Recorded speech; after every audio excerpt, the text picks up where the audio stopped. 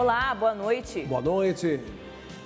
Intenção de oração do Papa para outubro destaca justiça e fraternidade humana como compromissos de fé. Leão 14 convida os crentes a trabalharem juntos pela paz e pela justiça. Igreja no Brasil celebra amanhã o dia de oração pelos missionários mártires. Nova lei amplia prazo de licença maternidade em casos de internação prolongada de mãe ou do bebê. Amanhã é o Dia Nacional e Internacional do Idoso. Data reforça a importância do respeito e da garantia de direitos dessa parcela da população. Meteorologia prevê calor intenso e baixa umidade no centro-oeste. Fé que move pessoas e movimenta a economia. Turismo religioso atrai mais de 1/3 dos brasileiros e se destaca por unir fé, cultura e geração de renda. O Canção Nova Notícias está começando. Jornalismo com valores. Feito para inspirar e transformar vidas.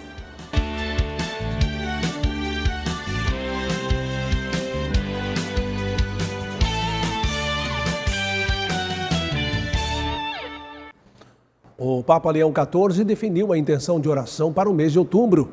O Santo Padre pede união entre crentes de diferentes tradições religiosas em favor da paz, da justiça e da fraternidade. O apelo ganha ainda mais sentido neste mês em que a Igreja recorda 60 anos do documento Nostra Aetate.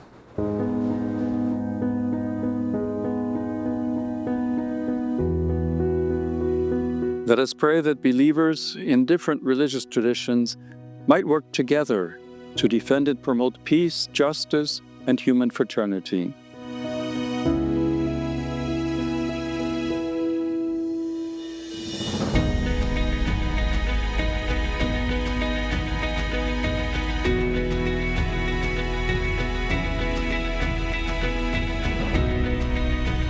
Lord Jesus, you who in diversity are one and look lovingly at every person, help us to recognize ourselves as brothers and sisters, called to live, pray, work, and dream together. We live in a world full of beauty, but also wounded by deep divisions. Sometimes religions, instead of uniting us, become a cause of confrontation. Give us your Spirit to purify our hearts, so that we may recognize what unites us, and from there, learn again how to listen and collaborate without destroying. May the concrete examples of peace, justice, and fraternity in religions inspire us to believe that it is possible to live and work together, beyond our differences. May religions not be used as weapons or walls, but rather lived as bridges and prophecy, making the dream of the common good credible, accompanying life, sustaining hope, and being the yeast of unity in a fragmented world. Amen.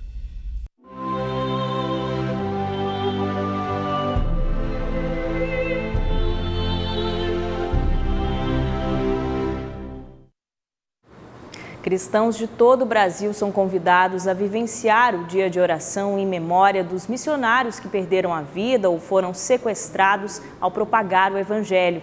A iniciativa é celebrada amanhã, dia 1º de outubro. O Dia de Oração é uma iniciativa da Fundação Pontifícia Ajuda a Igreja que Sofre, a ACN Brasil, em parceria com a Comissão Episcopal para Ação Missionária e Conferência da CNBB. Todos os meses, a jornada de oração faz um convite a rezar por algum país ou por situações de conflitos, perseguição religiosa ou crises humanitárias. Em outubro, mês dedicado às missões, o pedido de oração é para missionários que realizam trabalhos em diferentes campos de missão. Muitos sofrem violência, perseguição, quando não perdem a vida ao propagar a mensagem cristã. Relatório da ACN aponta que no ano passado, em várias partes do mundo, 121 padres ou religiosos foram perseguidos, 13 perderam a vida, 37 foram sequestrados e 71 acabaram presos.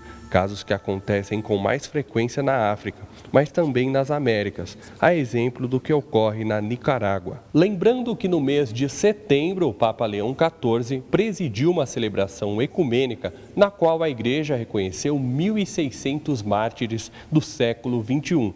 Portanto, amanhã é um dia para rezarmos por todos aqueles que perderam a vida por testemunhar o Evangelho.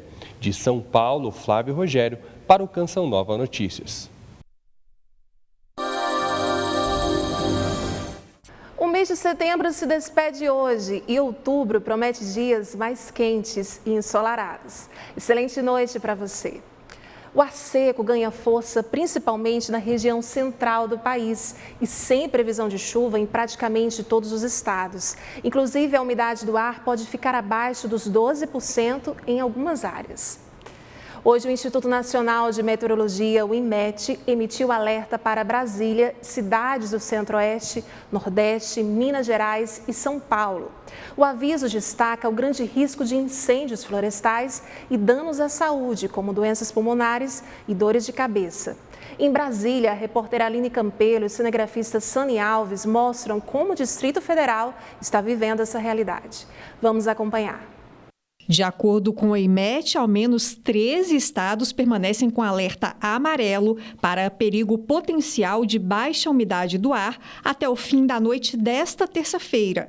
A capital de Mato Grosso, Cuiabá, é a cidade com maior previsão de calor do país, podendo chegar a 40 graus Celsius, seguidas pelas capitais Teresina, Palmas e São Luís.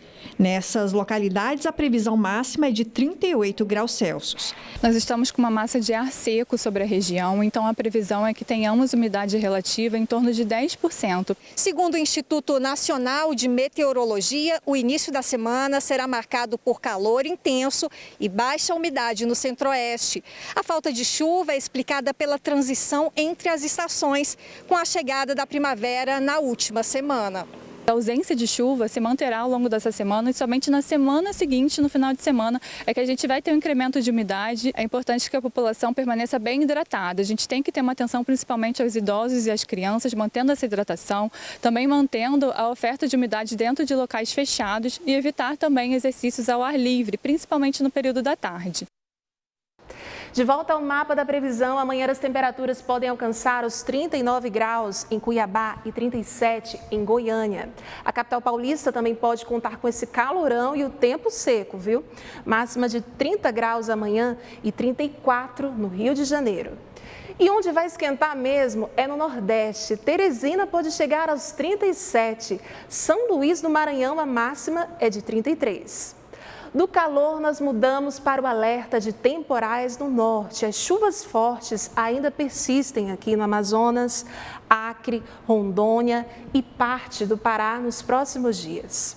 No Rio Grande do Sul, Santa Catarina e Paraná, os temporais ainda continuam e com fortes rajadas de vento. Isso acontece devido a um sistema de baixa pressão que deixa essa região em estado de alerta. Por hoje é isso, pessoal. Amanhã eu estou de volta. Até lá e boa noite. A Polícia Federal abriu um inquérito para investigar intoxicações por metanol em bebidas adulteradas. Em São Paulo já são 5 mortes confirmadas e outros casos em apuração. O governo federal detalhou hoje o plano de ação para enfrentar a crise. Nós vamos então a Brasília com a repórter Aline Campelo, que traz as informações. Oi, Aline, boa noite para você. Oi, Reinaldo, Fernanda, boa noite para vocês e para todos. Durante a coletiva aqui em Brasília, o ministro da Saúde, Alexandre Padilha, anunciou uma nota técnica que será enviada às redes de saúde para reforçar a vigilância de casos suspeitos. O diretor-geral da Polícia Federal, Andrei Rodrigues, informou que o inquérito busca apurar a ligação entre a venda de bebidas adulteradas e o crime organizado. Já o ministro da Justiça, Ricardo Lewandowski, destacou que há indícios de distribuição de bebidas com metanol também fora de São Paulo. No estado foram registradas 22 ocorrências entre suspeitas e confirmadas, com 9 hospitalizações e 5 mortes. O governo montou um gabinete de crise e determinou a interdição de locais suspeitos. O metanol é altamente tóxico, inflamável e de difícil detecção. A ingestão ou mesmo o contato pode causar náusea, cegueira e levar à morte. A gente vai seguir acompanhando esse caso. Eu volto com vocês no estúdio. Reinaldo. Estamos de volta com notícia internacional. Um único plano dividido em 20 pontos promete abrir caminho para o fim da guerra em Gaza.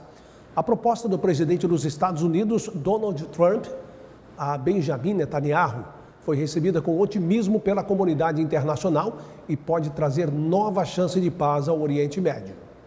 Este é um dos maiores dias da história da civilização, de acordo com o presidente americano Donald Trump, ao anunciar o plano de paz para a Terra Santa durante a visita do primeiro-ministro de Israel, Benjamin Netanyahu.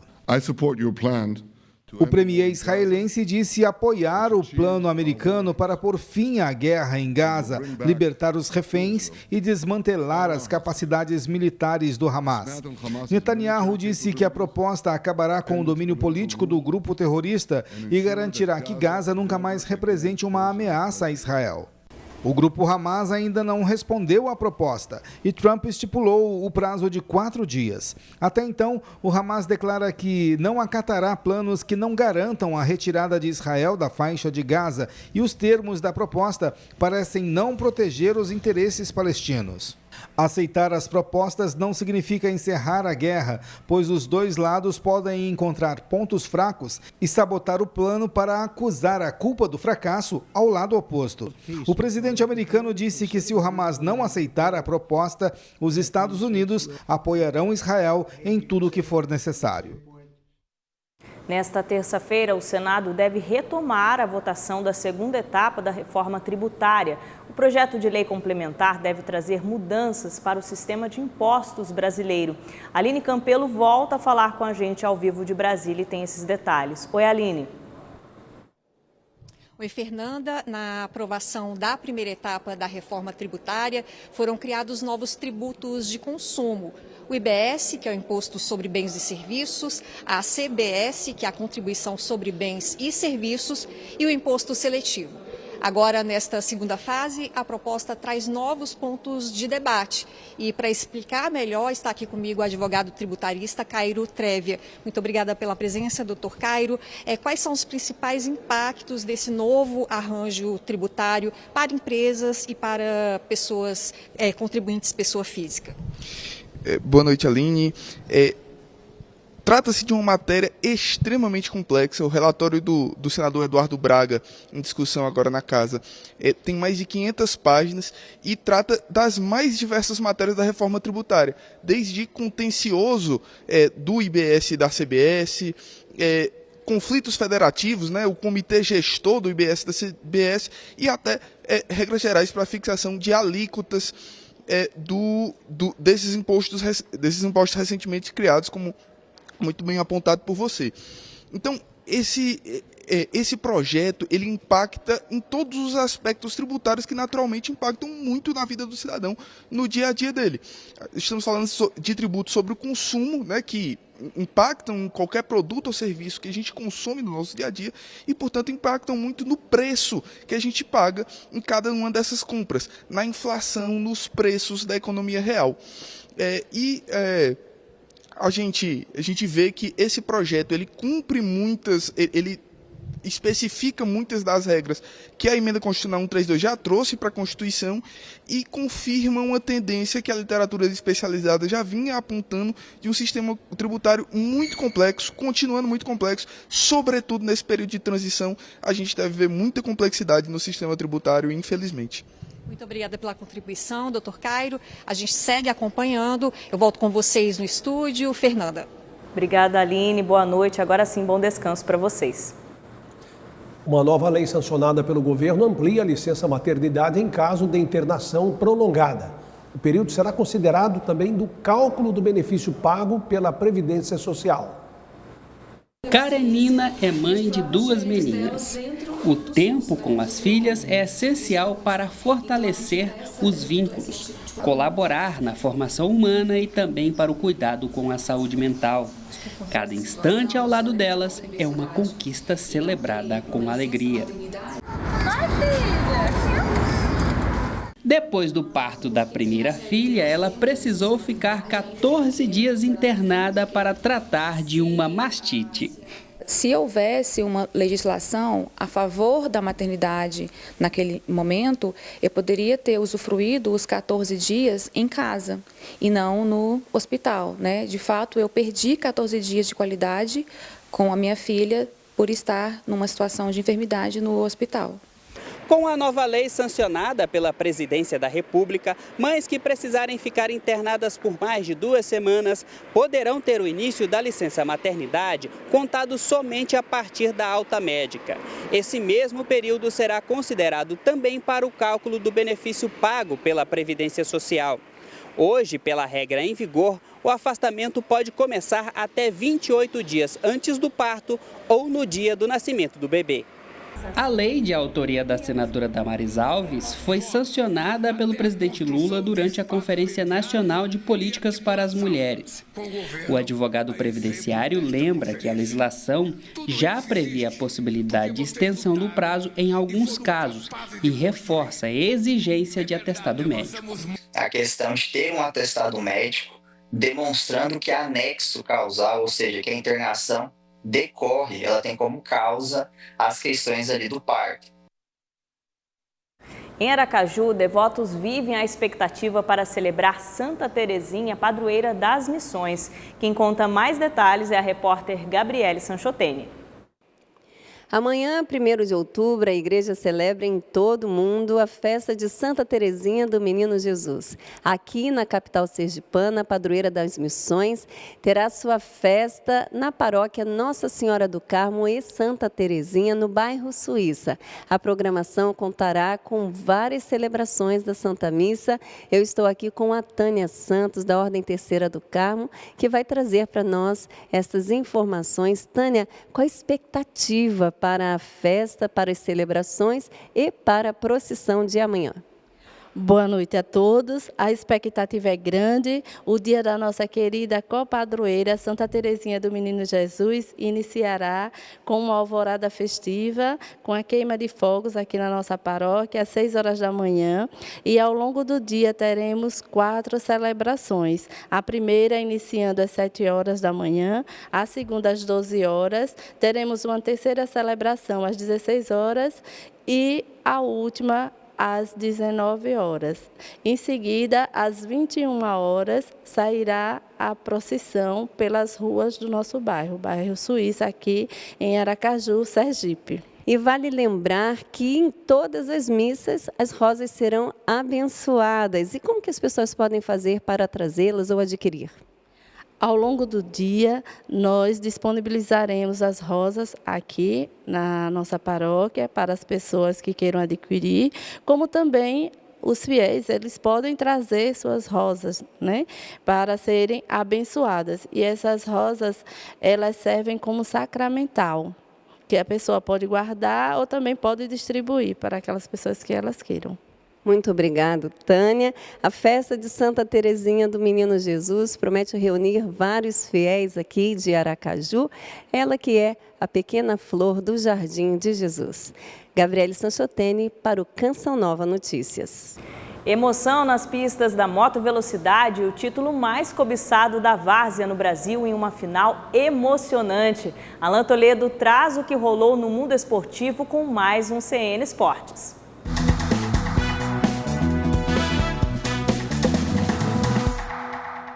Olá, uma boa noite para você. A MotoGP conheceu seu novo campeão, ou melhor, um dos maiores campeões da história da modalidade. Marc Marquez is the 2025 MotoGP World Champion. O espanhol Marc Marquez conquistou o 7º título da MotoGP ao terminar em 2º lugar no Grande Prêmio do Japão. O piloto da Ducati fica agora apenas um campeonato do recordista histórico, o italiano Giacomo Agostini. Aos 32 anos, Marquez volta ao topo após superar problemas físicos e trocar a Honda, com a qual havia vencido 6 títulos entre 2012 e 2019.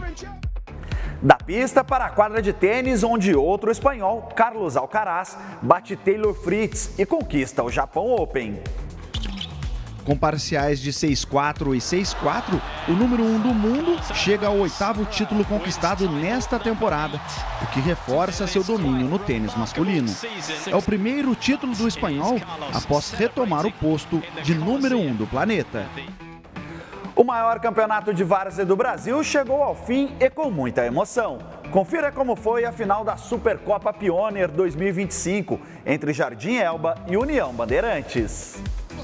No tempo normal, Thiaguinho marcou de cabeça logo no início da partida. Jogo pegado e brigado em cada bola, assim é a várzea. Do lado de fora, a torcida empurrava as equipes para o título. União Bandeirantes chegou ao empate na segunda etapa. Após bate-rebate na área, Rafa estufou as redes. E nas penalidades, brilhou a estrela do goleirão Felipe Lacerda, que defendeu 2 cobranças e viu o time de Diadema mandar para fora a última batida. A orelhuda tem novo dono. Parabéns ao Jardim Elba pelo título inédito. É a várzea ganhando cada vez mais espaço e destaque. O CN Esportes fica por aqui. Amanhã eu tô de volta. Até lá! Amanhã é o Dia Nacional e Internacional do Idoso. A data busca promover o respeito e garantir direitos fundamentais dessa parcela da população.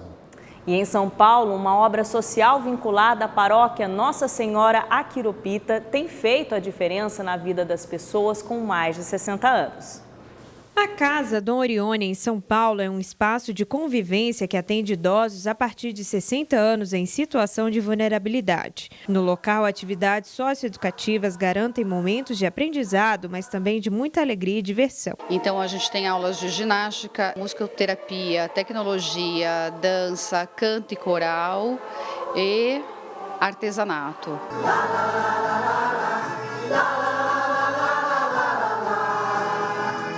Emily é musicista e voluntária na casa. Quando chegou, ainda não existia um coral formado. Hoje, com dedicação e carinho, ela já reúne mais de 20 alunas e afirma que a música tem efeito terapêutico na terceira idade. A voz é um instrumento e que muita gente não sabe utilizar esse instrumento que tem, né? E quando você começa a conhecer melhor o seu instrumento, você começa a ter mais altivez, você melhora todo o seu estado emocional, espiritual e, por tabela, porque não material. E aí eu vou aprender a usar a minha voz para falar, para me comunicar melhor.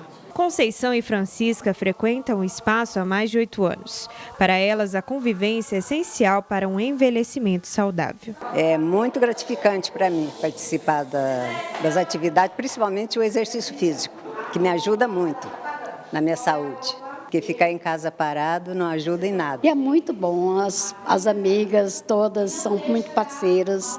É muito bom, aqui é maravilhoso. Quem vem aqui não quer mais sair. A Casa Dom Orione acolhe mensalmente cerca de 150 idosos. Eles participam de atividades de convivência presencialmente. Com 40 anos de história, o Núcleo de Convivência para Idosos é referência. A proposta é oferecer um ambiente de descontração, dinamismo e integração com diferentes gerações. Para participar do NCI é só ter 60 anos ou mais. Né? A gente tem um número, obviamente, que a gente atende, mas a gente não fecha a porta para ninguém.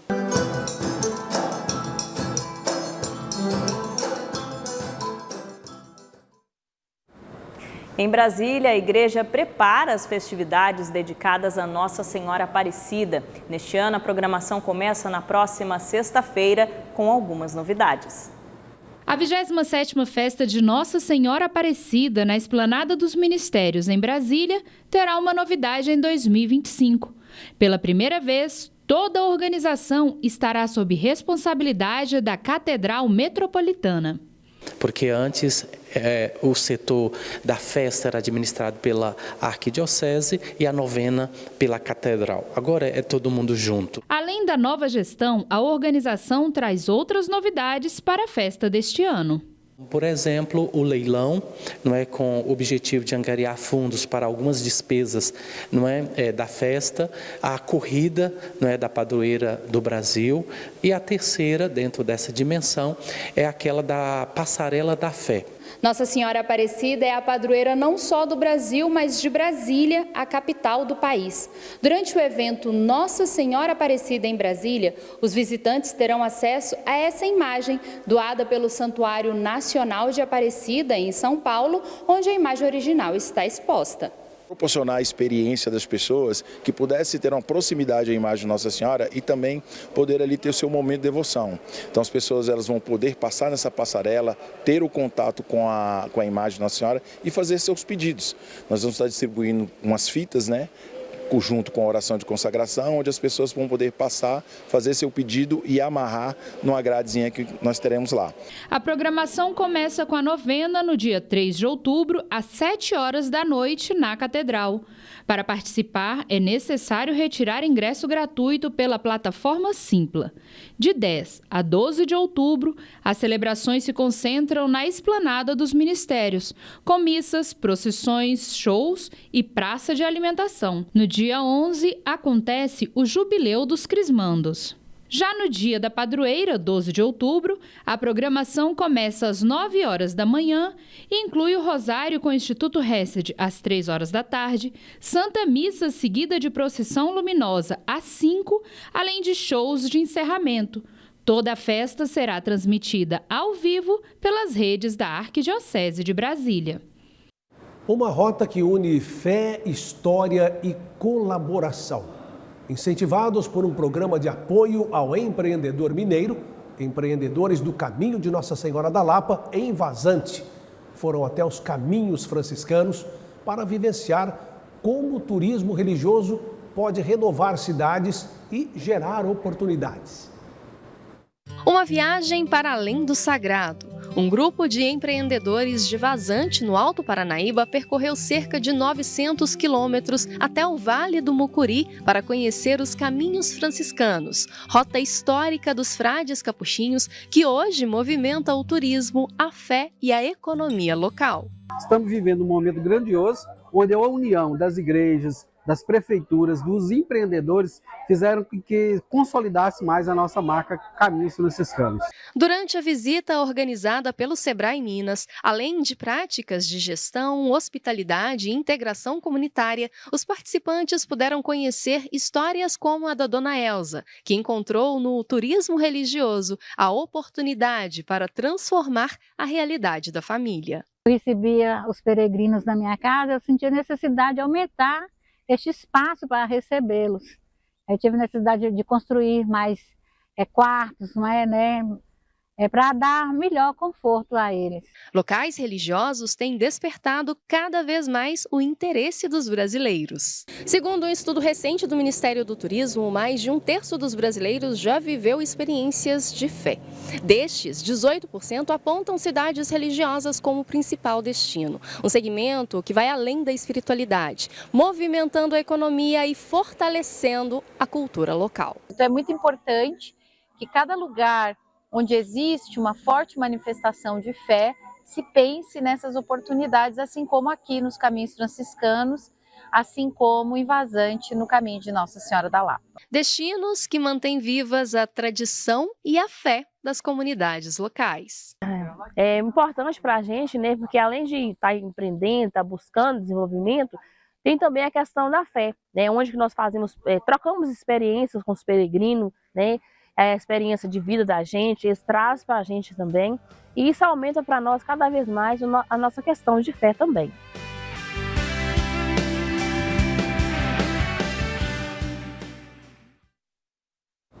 Locais sagrados como esses inspiram a fé do povo. A Canção Nova é um desses lugares onde é possível ter uma experiência com Cristo, onde cada peregrino pode acolher e deixar-se acolher por Deus, como já afirmou o Papa Leão XIV. Nesse último dia do mês de setembro, estamos com 87% na campanha do projeto Dai-me Almas. Eu te convido a acessar clube.cançãonova.com e escolher uma das formas de nos ajudar. Nossa chave Pix é pix.doação@cançãonova.com. Desde já, muito obrigada por sua fidelidade. A história de Padre Léo é um testemunho de fé, dedicação e amor às coisas do alto. Por onde passou, espalhou esperança e deixou parte de si na vida das pessoas. Hoje, sua memória é preservada na rota oficializada em 2021, Os Passos de Padre Léo, uma caminhada de fé que recorda sua missão. Um caminho pode ser feito sozinho ou em grupo.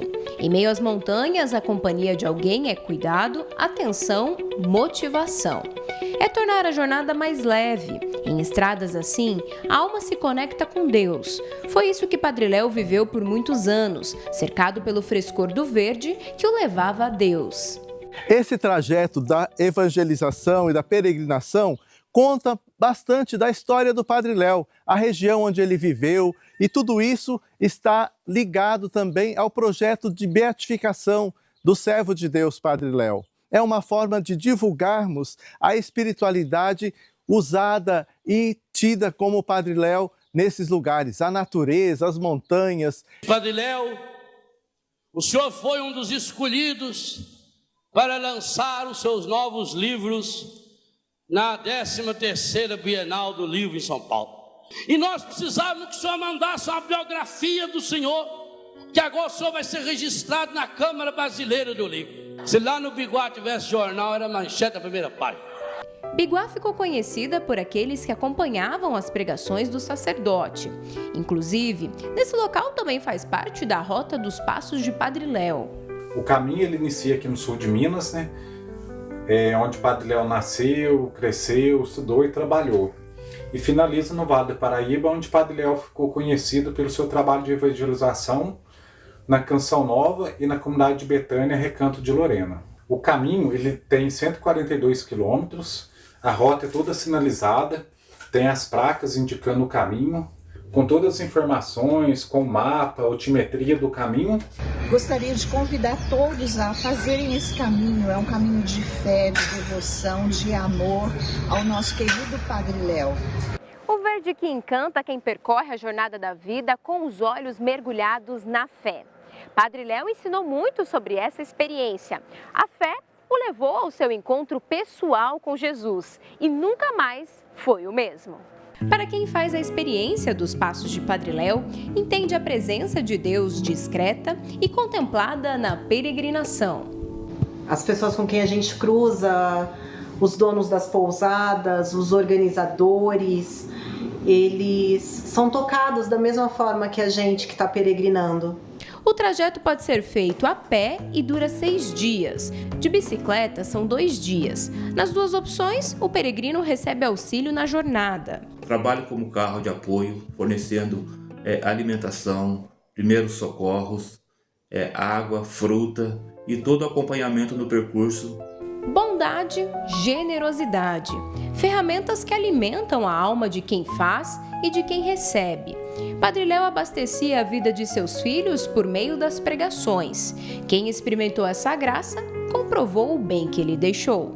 Porque eu vi aquilo que o Evangelho diz: conhecereis a verdade e a verdade vos libertará. Eu assimilava aquelas palavras porque se fazia um bem para o povo, fez um grande bem para mim.